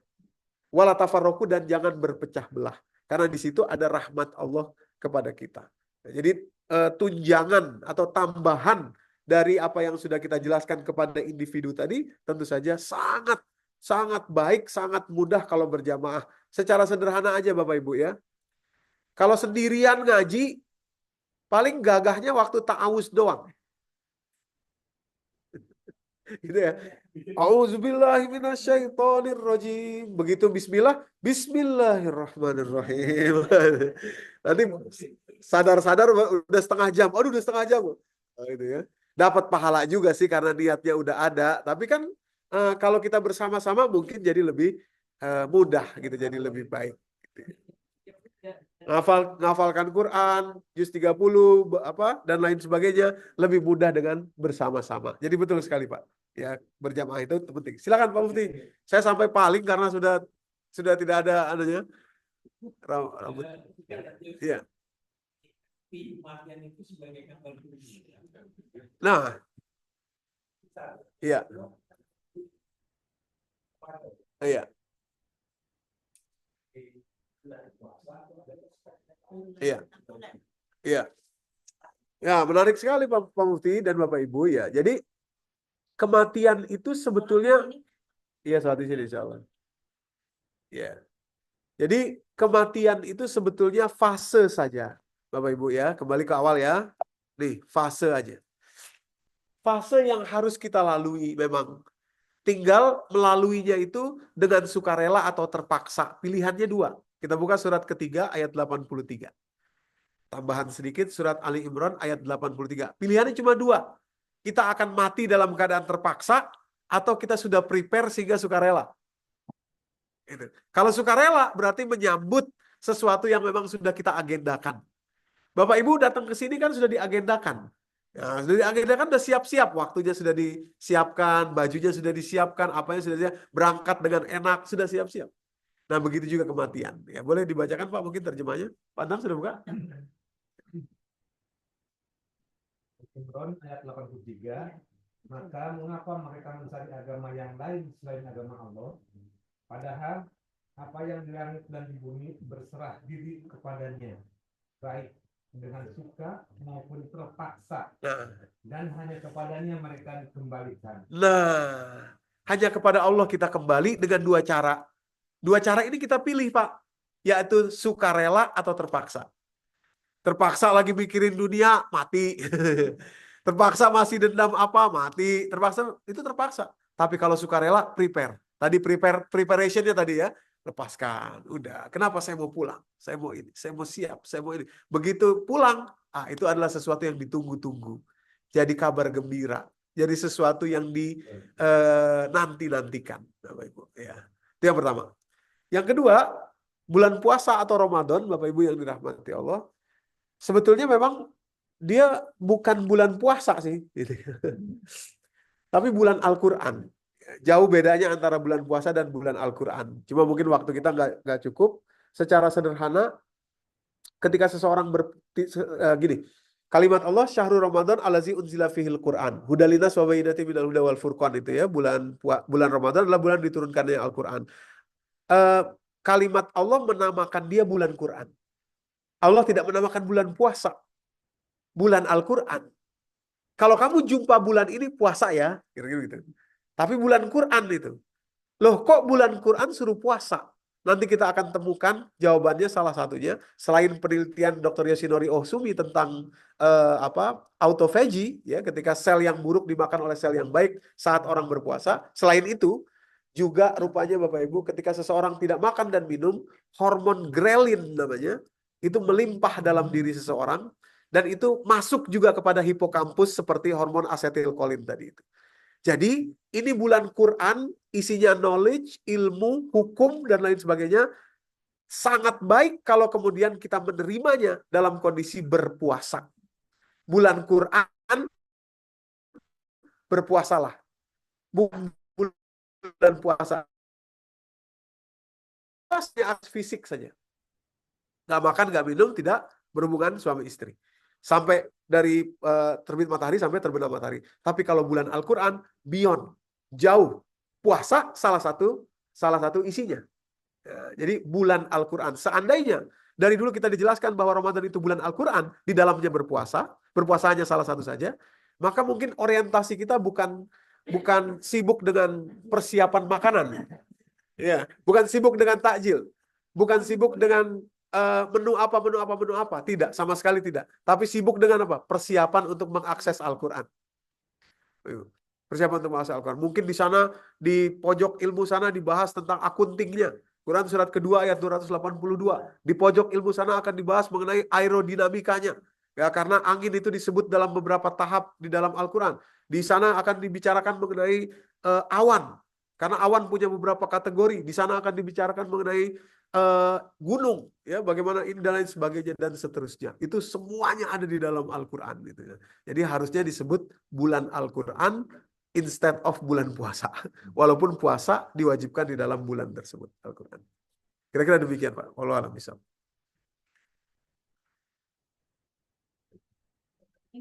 Cukup? Wah.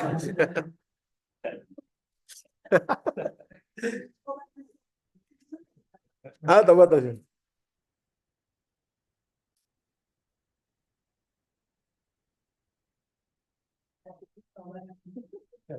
Saya pikir begini Bapak Ibu ya. Maaf, ini opini pribadi dan terlepas dari kajian kita hari ini gitu ya.